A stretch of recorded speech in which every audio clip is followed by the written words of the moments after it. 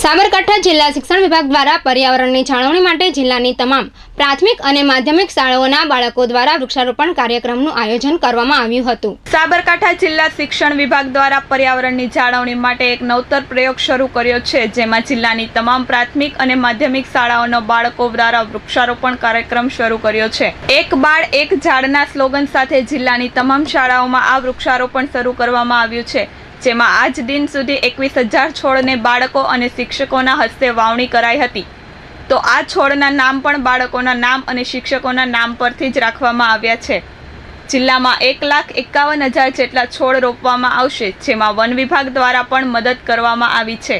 સાબરકાંઠા જિલ્લાની અંદર શિક્ષણ પરિવાર દ્વારા અને માનનીય કલેક્ટર શ્રી, જિલ્લા વિકાસ અધિકારી અને ફોરેસ્ટ ડિપાર્ટમેન્ટના સહયોગથી નિયામક શ્રી પ્રાથમિક શિક્ષણ માનનીય એમ.આઈ. જોશી સાહેબની પ્રેરણાથી સાબરકાંઠા જિલ્લાની અંદર અમારા શિક્ષણ પરિવારના તમામ બાળકોથી શરૂ કરી અને શિક્ષણ સમિતિ સુધીના તમામ અધિકારી અને પદાધિકારીના માધ્યમથી 1,51,000 છોડ ઉછેરવા માટેનું અમે અભિયાન શરૂ કર્યું છે।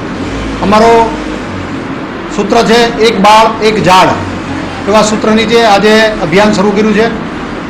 અભિયાન ખેડ બ્રહ્માથી શરૂ કરેલું અભિયાન આજે લગભગ 21,000 છોડ અમે વાવ્યા છે।